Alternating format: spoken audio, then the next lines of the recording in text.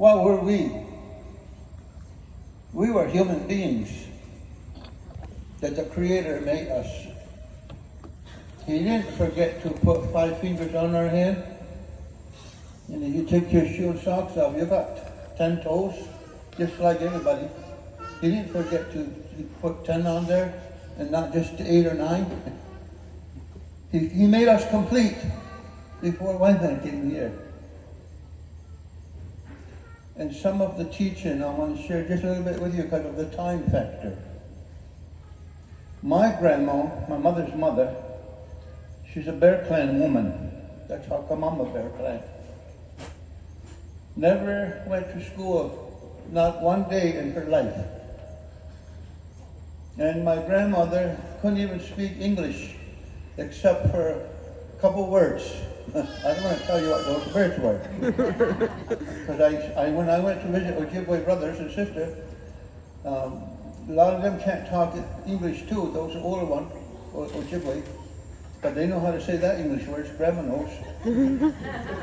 And when I went to Lakota country, and some of those old people can't hardly talk English too, but this 2 English words, they know how to say just like Grandma too. I'll bet you don't know what that word is. But that's irrelevant, we're not going to talk about it. But you can keep guessing.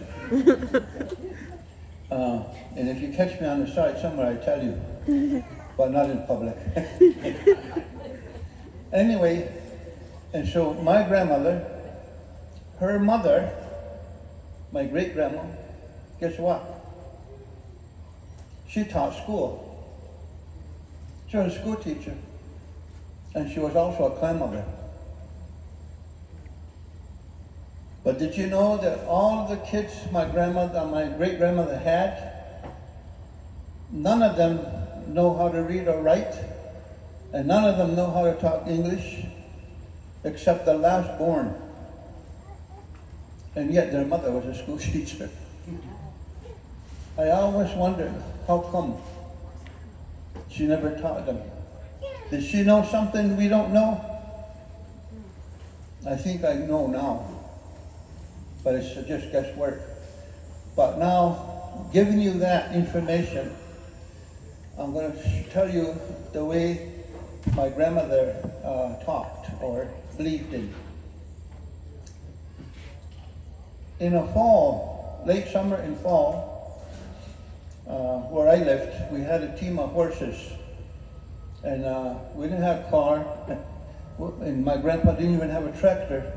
He used work horses to pull a plow or cut hay or rake hay, because I used to help him as a little boy.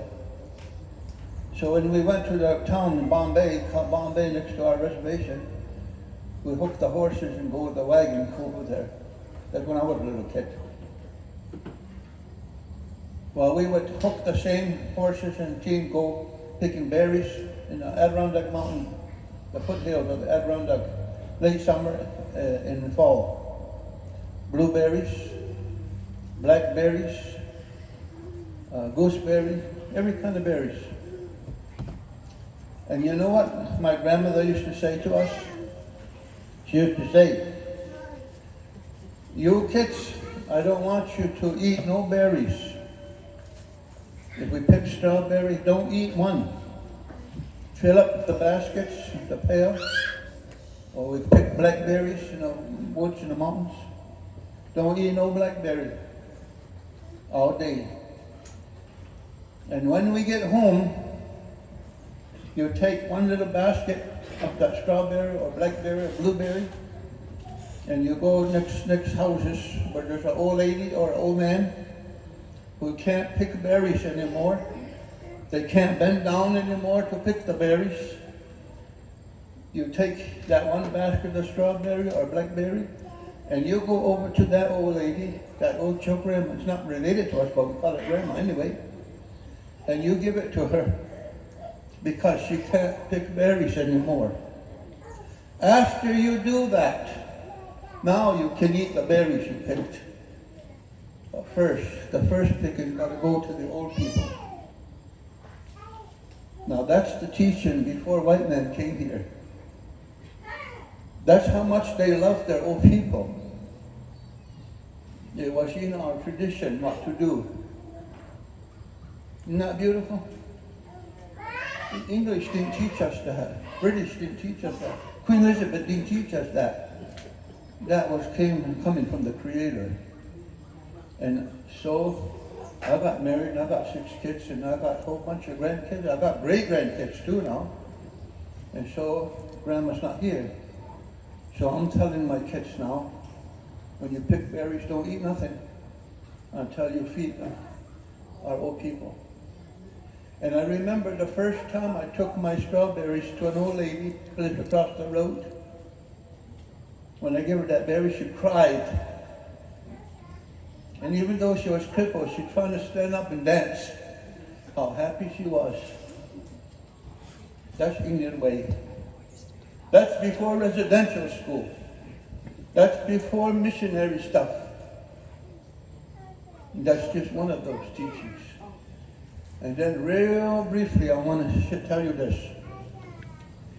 One of the strongest teachings that I know, my uncle told me, my grandmother told me, my mother told me, my uncles told me. Real Anishinaabe people, real Haudenosaunee people, Haudenosaunee people, real Lakota people, before residential school, before missionaries, it was understood that no man is to ever lay a hand on a woman, to hit her, to punch her, or to push her physically. That was one of the greatest crimes that a man can do, is to lay a hand on a woman. This is before residential school, before missionaries. My uncle says all Indian knows that. That's sacred. And I asked my uncle one time about that. He says the reason why is because the earth is a woman. They call it our mother, the earth, the head woman of all women. And she gives birth to all life. And the same with your mother, your grandma, your daughters. They're in charge of making another human being the same as the Mother Earth. That's why you never abuse her. You never hurt her. Isn't that beautiful? And my father was a 3-time Golden Gloves boxer. He's from Oswego. He was an all-time lacrosse player too. He's in the Hall of Fame in St. Catherine. My father. And my father and mother, my mother's an Akwesasne Mohawk woman, and fluent in the Mohawk.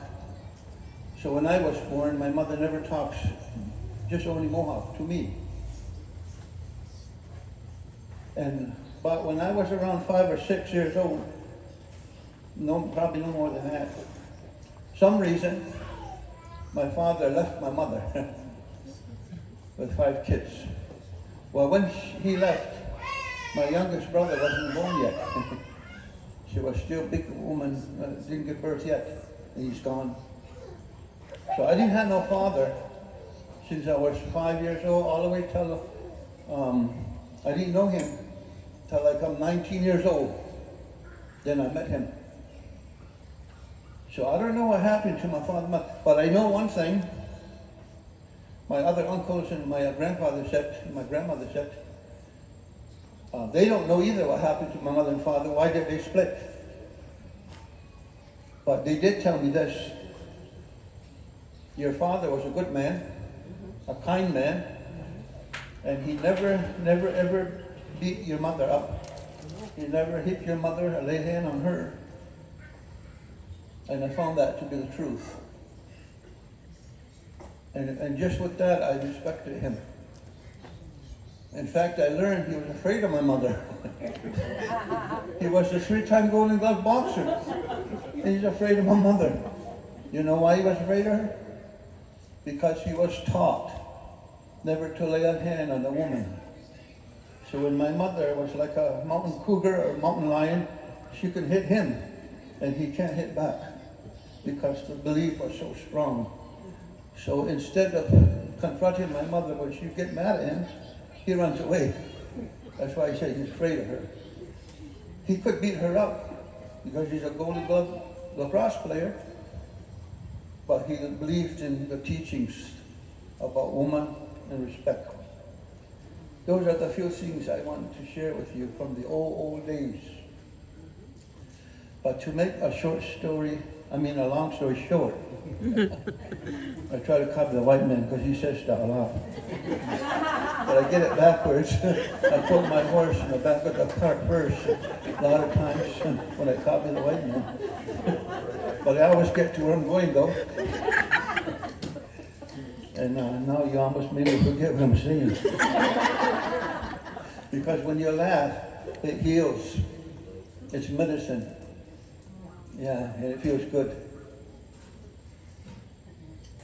But anyway, the point I'm getting about my father was also ace #1 iron worker. He was the junior superintendent of jobs in Chicago, New York City, everywhere. And when I was 19, he called me. He didn't call me, he wrote a letter. And he said, my son. And I never heard him say that. I didn't know I had a father. I mean, I knew I had a father, but I never was intimate. Is that the right word? It didn't have nothing to do with sex. Close, that's what I mean. So when he wrote a letter to me when I was 19, he said, I'm living in Gary, Indiana, and I got a big job at the aluminum factory in Gary, Indiana. And he said, my son, I know I wasn't in your life, hardly, but I think you're old enough now you can work. Instead of working for the farmers near the Akwesasne, they don't pay you hardly nothing. He said, I'm going to send you money, catch a Greyhound bus and come to Gary, and I'm going to teach you how to be iron worker, because he's the superintendent here. And, but that's a long story, so forget that part. But my mother was mad, because she didn't want my father to take me. But anyway, I did go there. I didn't even know if I'd recognize him. You know how some black people are not really black? They're medium color, and some are a little bit lighter. Well, as I was in the bus station in Gary, Indiana, my father's going to pick me up. And every time the door opened at the bus station, I look. A white man come in, I go, oh, that's not my father.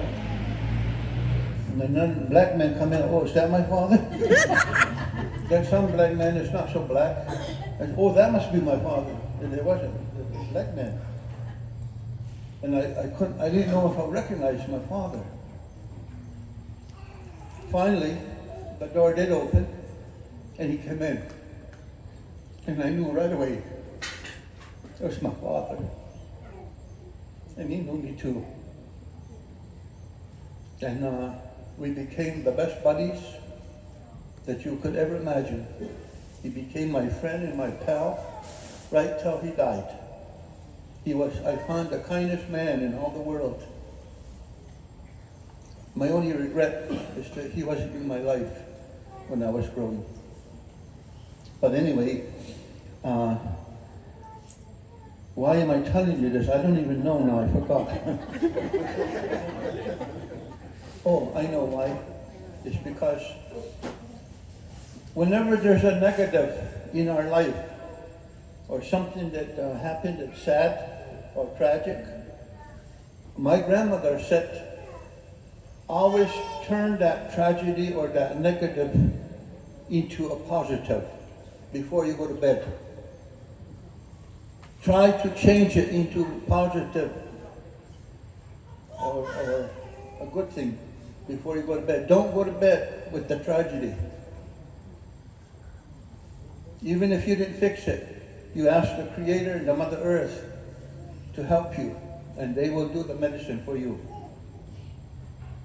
But go to bed with that. The forgiveness and the help is coming tomorrow, next day, or next month. And I want to share to you another thing is also, before I forget while it's fresh in my mind, real Indian man, this is the old teaching before residential school, before colonization, before there was a Prime Minister of Canada, before there was a President of the United States, before there was even a Queen Elizabeth. The teaching was that when a man and a woman is going to have a baby, first of all, when a man and a woman is get together, traditionally, this is before residential school, it's supposed to be your grandma and your mother and your aunts help you to find out who's going to be your wife. They're supposed to scrutinize them. Some people make a mistake and call it arranged marriage. It's sort of arranged, but it's not really arranged the way the white man thinks. They just help you to screen them to make sure at least there's some substance there. Don't marry a bum. Don't marry a lazy guy. Marry somebody that's going to be able to help you survive. And that's what the aunt and mother and grandma does. So that's how my marriage was done 53 years ago. And 6 kids before. But anyway, in the old teaching, when a woman and a man get married, it's supposed to be just like an eagle. An eagle rooster, when he marries an eagle hen, they fly together for the rest of their life. If one of them dies, that hen eagle or the rooster eagle never finds another woman to fly alone the rest of his life or her life. That's the law of eagle.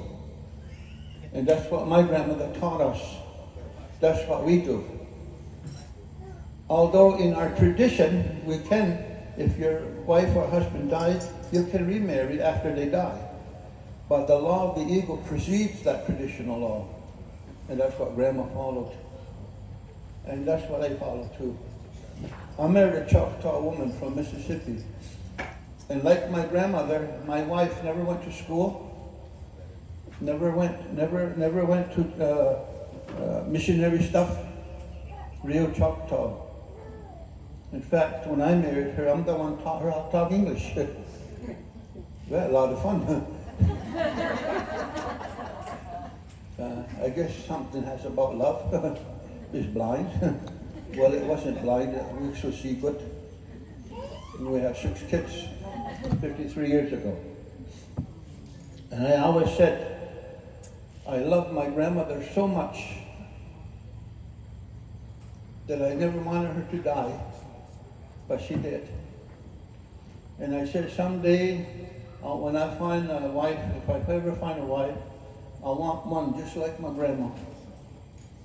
She never went to school to get brainwashed. Still remembers the old teaching stuff. That's what I want.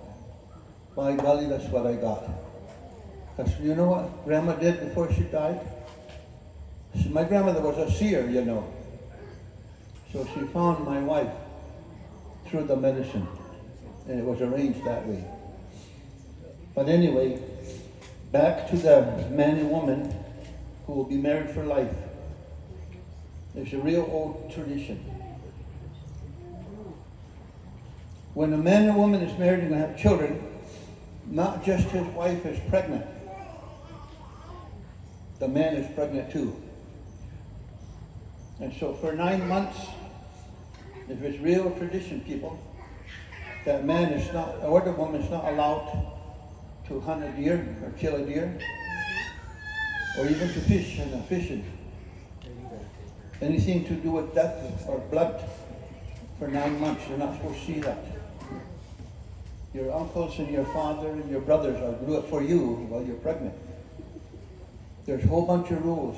This is before residential school.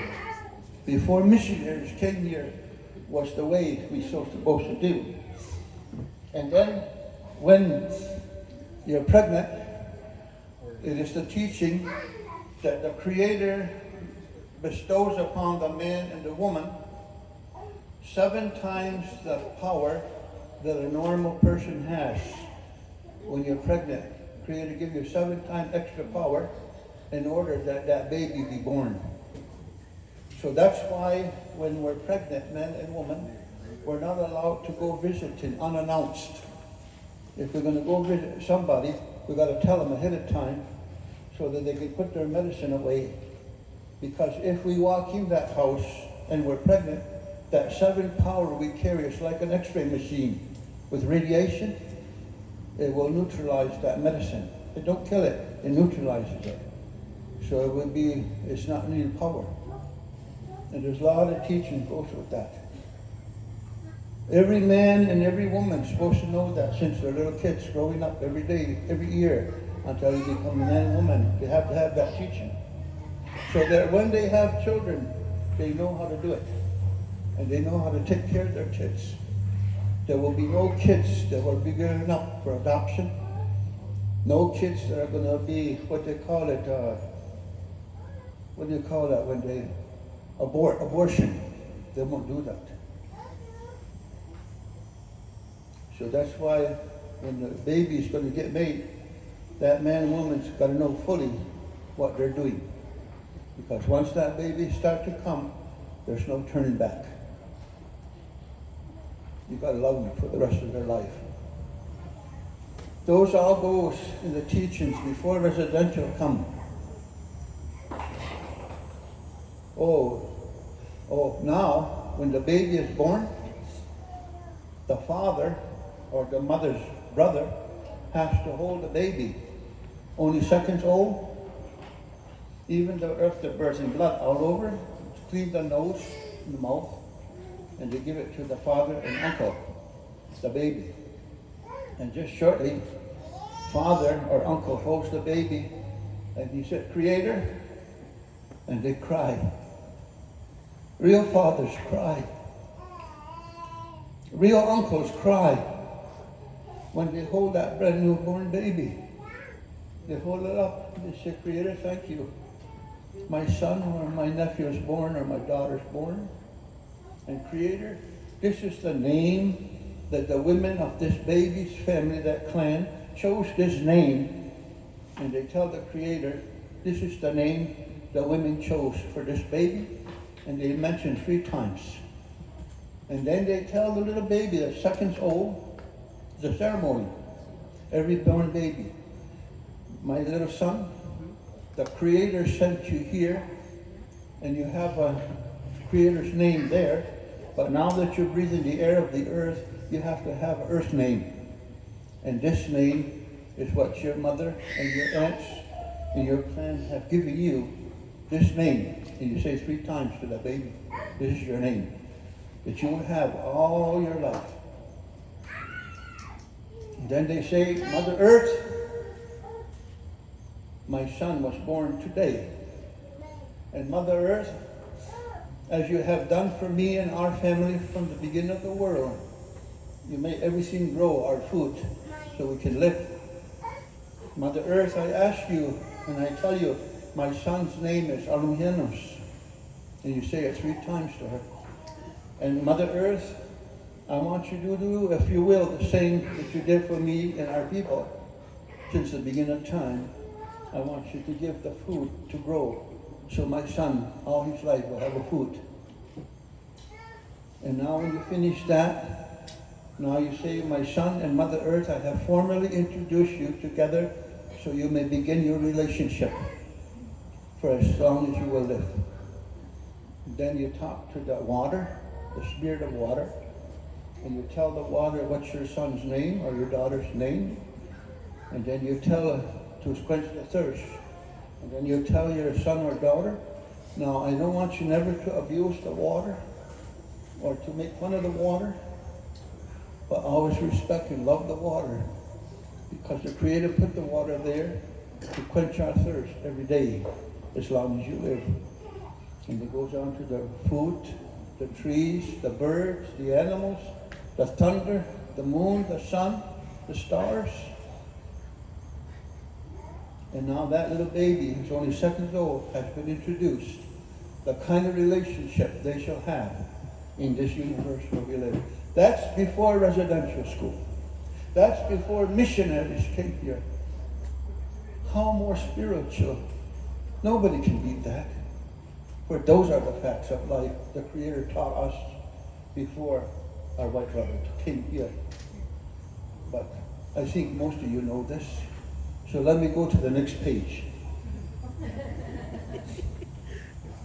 I don't know if this is relevant, is that the right word? Relevant or not? But one time, here's what my uncle said. I don't know who told him this, but my uncle could sing a woman's dance song with a water drum, and if he starts singing, his name was Standing Arrow. It don't mean standing arrow, it means the standing bow. But people, when they translate it, they made it arrow instead of the bow. But if you talk Mohawk, you know it's a bow, not an arrow. But it stuck with him, standing arrow. He was my uncle. He said, when our white brother came here, and the reason I'm saying this is because of that school. And not only this school, but all those schools that took and stole our kids. But they didn't steal all of them. Some of the parents sent it there. That make sure we tell it all the truth. But the same result, whether they were stolen or whether they were sent by their parents, the same result ended up. Same result. Here's what he said. When first time our white brother came here, he said, that means only just few of them showed up here. And when they came here, they asked if they could stay living over here or be with us. And of course, our tradition is, because there are stories about this, that whenever somebody comes to visit us in our community, our village, or our house where we live, we're supposed to welcome them. We're supposed to grab them and hug them and hold them and welcome them. And then we're not supposed to say to the visitor, anybody, whether it's a Lakota or English or Russian or Polish or Choctaw or Seminole, when they come, we're not supposed to say, are you hungry? No, we're supposed to feed them right away. Share with them what food we got. Even if it's one bread, my uncle said, that's left in the whole house. And we got 10 kids. We cut the bread so everybody gets a piece to our visitors. And when the sun starts to go down and set, you don't ask your visitors, are you tired or do you have a place to stay? You say, no, over there I put blankets on the floor and a mattress. When you get tired, just go lay there, sleep there, rest. They don't ask them if they got a reservation somewhere or a hotel or something. No, you fix it right away. Don't ask them. That's a real Indian, what you do when you get a visitor. That's why when ship after ship came from immigration place, we never turned their boat around. We never said nothing. We always hold them, welcome them, feed them, doctor them, and teach them. Well, but many came like the waves of the ocean. Pretty soon we're getting tired because they never stop. Then after a while, they said, can we live here with you? And they said, yeah, you can. And they said, can we, and they plowed the ground. So in one of the treaty maker thing, my uncle says, they asked if they can plant. So our old leaders told them, yes, you can use our land, the land we live, as far as the plow can dig. That's how much you can use it. to plant your corn or beans or potato, whatever, to feed the family. Not below that. That was the first condition of immigration policy. Then as more boats come and more boats come, pretty soon they got more than us. More them than us. This time they didn't ask anymore. They got bold and they don't ask anymore. This time, here's what this uncle told me this. And I can't prove it, I can't verify, because he didn't have much education. But he had a lot of knowledge though. He says, when the leaders met with the European people, they said, what we're going to do, we dig under the ground and they mine stuff. We don't do it. They said, so whenever we timber the tree, whenever we fish in the rivers or lakes, or whatever we get from the resources of your land, we're going to do it this way. Is what he told our leaders.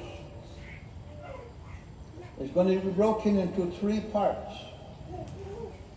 This part, it goes to my people, European. And this other one goes to my people, European. The third one, it belongs to the Mohawks and the Senecas and the Ojibwe and the Micmacs and the Crees and Choctaw, Seminole and Blackfoot and Salish. So it's going to be broke up in 3. 2/3 goes to him. And 1/3 goes to us, Native people, for that's our resource. And he said to our great-great-grandfather, the leaders of the time, they didn't ask them, they said that's what's going to be. Because they're down with the big number. So you don't never have to do no working. You don't have to make warrior no more to fight. Anybody bother you, just tell us, and we will take care of it for you. So there will always be peace. And all you got to do is sit under the shade tree and go fishing all day if you want to. And that 1/3 is going to help you to live forever. So did you ever wonder why from Ottawa comes money to the band council here, the band council there? In the United States, the Bureau of Indian Affairs sent money there to Choctaw, Seminoles, Creeks, and Mohawks. It's from that 1/3 of our resources. And so that 3/3 is all comes from our land. It's ours. They're not giving it to us. It's our own resource. So my uncle said, don't ever feel when they pay education or health for us Indian, that they're giving it to us. That's our own money. And I'm telling you this because those are what old people told us. I don't know if it's in a treaty somewhere, but any treaty that's a good treaty is hidden in the archives in the Vatican or in the archives of France. They don't want you to see it. But I know one thing for sure. Ottawa doesn't give you 1 penny, or America doesn't give you 1 penny unless they have to. They don't never give it for nothing. Always something in return. So I just tell you that so that you may share that with your nephews and nieces and your grandchildren. And maybe one of them will find that document. Because someday they got to answer it. But now back to here. And I hope it's and to the survivors and to the descendants of the survivors, which that's what I am, most of us, my age, not all of us, I didn't go to the residential school, but my grandpa did, my cousins did, so there's not a family in the whole North America that was not affected. Somebody went to this residential school, our close relatives. And so we suffered what they brought back and what they didn't bring back. But my grandma and uncle said, if we're going to get better, we can't really wait for Ottawa or Washington, D.C. My uncle's famous words. He said, Wahuma people, Nishnabee people, Lakota people. We got to pull our own pants up ourselves. Ottawa isn't going to do it, and Washington not going to do it. You got to pull your own pants up, because nobody can do it for us. That's what he used to say. And Grandma and him said too. And in the process of our trying to heal and trying to forget the tragedies, or to turn those tragedies into positiveness for the sake of our kids and grandkids, he says that's why the Creator gave us this sacred tobacco. And this one that's in here, you can't buy it at a tobacco shop, at a drugstore, or a smoke shop. This kind of tobacco is the seeds that came from when the world was new. Our first great-grandma and great-grandfather, the Creator put it in their hand through their mother's heart.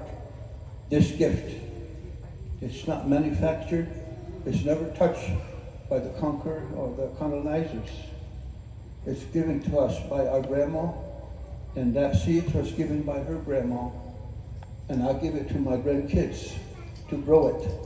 And that's the only kind of tobacco we use for a sacred fire. And when I went to work in Chicago to do ironwork for the first time, at my father's invitation, Grandma gave me that tobacco seeds. And she said, plant it there. Get the little red clay pot.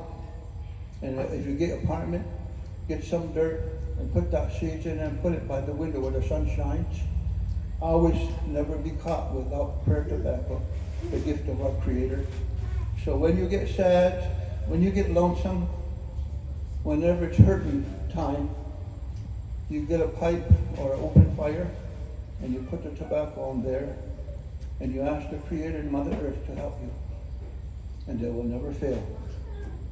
And so that's why my wife and I never was one day without tobacco, and our kids knows all about it, and our great-grandkids knows about it. As long as I live, they will know. And that's why I show it to you. That's our medicine, because it never lies to us. As long as we are truthful and we want to help, we need help, and we tell the truth, miracles will happen. But anyway, and what I'm going to say to you, with what I have told you so far, with the 3/3 about treaty and all that, well, why was there a residential school? Why missionary come to destroy sacred spiritual things? Why? Because North America, South America is one of the richest places in terms of resources in the entire world. But the only problem is Mohawks live there, Senecas live there, Ojibways live there, Micmacs live there, Crees live there, Inuits live there, and we need that. And so their spirit won't be strong. We sent missionary there to kill their spiritual worldview. And when they went here to this residential school, if this paper here was a Mohawk, before residential school, before missionary, this is a Cree, Ojibwe, and a Mohawk. That school and the powers that be took our kids. This is their body of kids.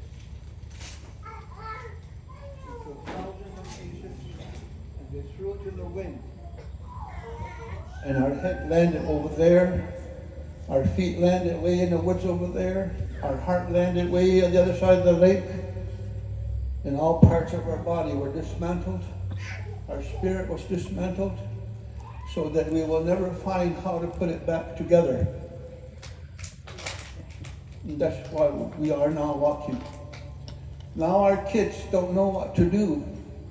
Even our middle age don't know what to do. Even there's elders that went to those schools, they don't know how to be a grandma. They don't know how to teach the tradition like I just showed you a little bit of it, to give it to their kids. But our children are searching now. And they asked their grandma and grandpa who went to residential school, what clan do I belong to? And they said, I don't know. They didn't tell us at the residential school. What is Okiwe or ghost dance ceremony for? And I don't know. They didn't tell us at the residential school. What's thunder dance for? They didn't tell us that at the residential school. How do you feed the dead? I don't know. They don't tell us at school. And so now when kids are asking grandmothers and grandfathers, they don't really get straight answer because they don't know. So the young people are looking for those little pieces here, there, the head, the body, the soul, and trying to put it back together.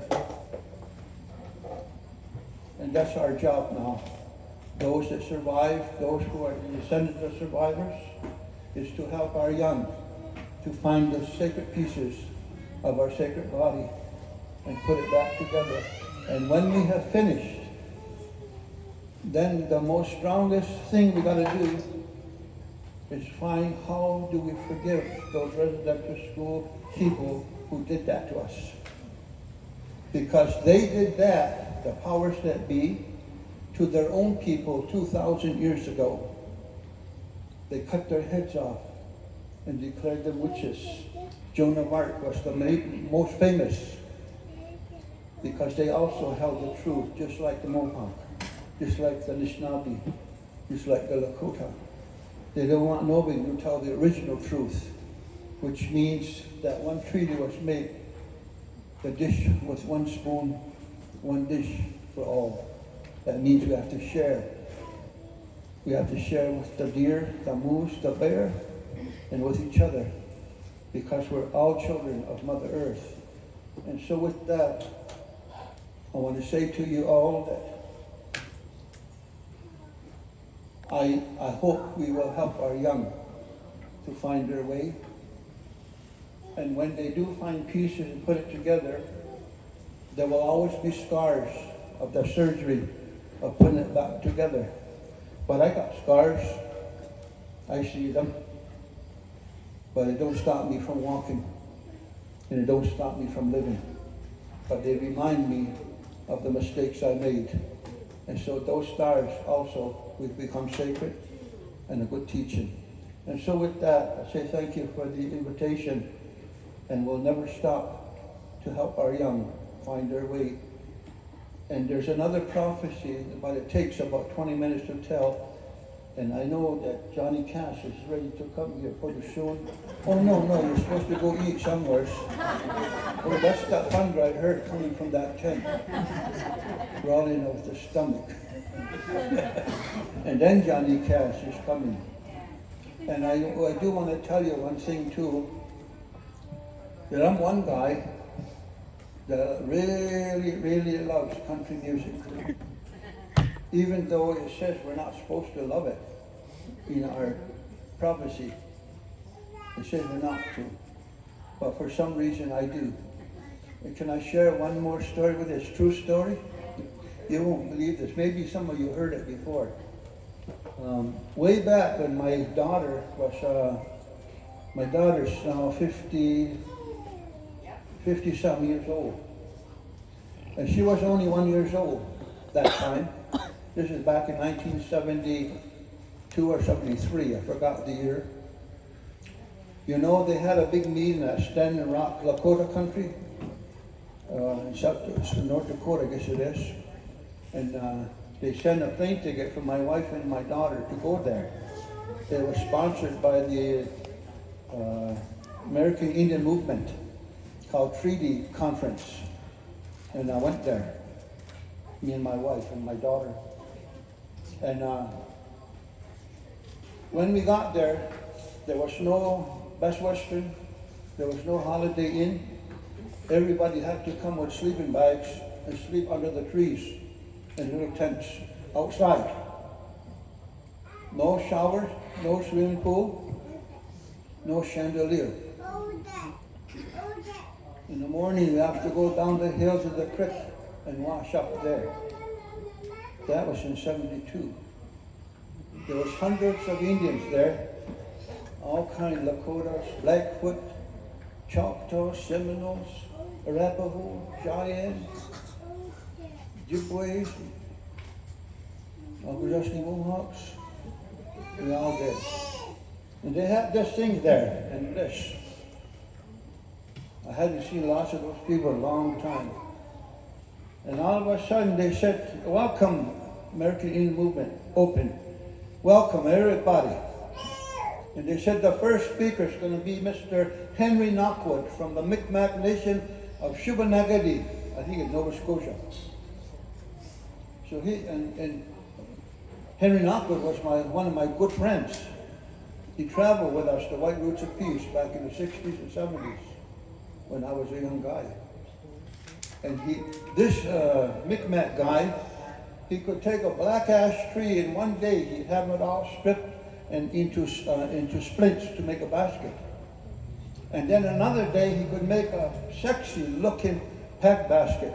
I mean with curves in it and everything. And one day he was a master basket maker. And if you ever looked at a 5-cent nickel, you know that Indian on the 5-cent American nickel? That was Henry's picture. It wasn't, but I mean it looked like that. And all the ladies that go to university that looks like Marilyn Monroe, Jane Mansfield, oh, they chasing him around all the time. We always had to go look for him at nighttime. Get back here. Those American white women got lots of power. Gosh, we had a hard time. But anyway, we always found him in the nick of time. Anyway, he was the first speaker. And here's what he said.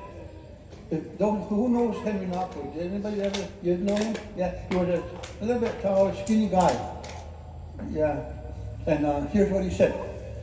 He says, you know, oh, look at Cheyenne, Lakotas, and Arapahoes, and Shoshone. He named different ones. He said, when I came driving across the country, he said, I came through the Black Hills, sacred Black Hills. And I seen those big trees, almost touch the cloud. They're so big around. And I got a big idea. He said, I got inspired when I came through the sacred Black Hills. He said, do you remember in the, someplace in the world they talk about Noah's Ark? They had a big boat one time. I'm not really familiar with the story, but I know it's about a big boat. He said, well, we can cut some of those trees in the Black Hills, Arapaho, Cheyenne, Mohawks, and Mi'kmaq, and all together we'll use our power, make a big ship bigger than Noah's Ark. And then what we're going to do is, because ever since those white brothers got here, we've had nothing but headaches. We're going to make that big ship, and we're going to get every single white brother and send it back across the ocean where they came from, and we got no more headache. The Lakotas and Cheyenne, the Arapaho, Shoshone all stood up and gave him a standing ovation, like you would. Hey, Lord! They were so happy to hear that. So they sat down, and this time they said, the next one is Akwesasne Mohawk named Tom Porter. I'm going to talk to you now. So they called me up there, and I go up there. And all them nations from all over the country. And I said, all you brother and sister, the same as Henry Knockwood said about you, I'm glad to be here, but I don't like everything what that Henry Knockwood said, and I'm going to tell you the truth. And they were looking at me, how come I didn't like it? He got a standing ovation. I said, because I agree with some of it, what he said. He's going to build a big ship and we're going to help him. I said, I might even help too. But he said, we're going to take all the white brothers and put it on there, everyone, and send it back. And that's the one I don't agree. I said, I'll help you, but you're not going to take Kitty Wells. Kitty Wells staying here in North America. And all that Lakota Cheyenne stood up and gave me more standing ovation than Henry got. And Shoshone, the Arapaho said, Mohawk, Iroquois, we're going to help you. Kitty Wells is staying here. And I thank you for listening. Now.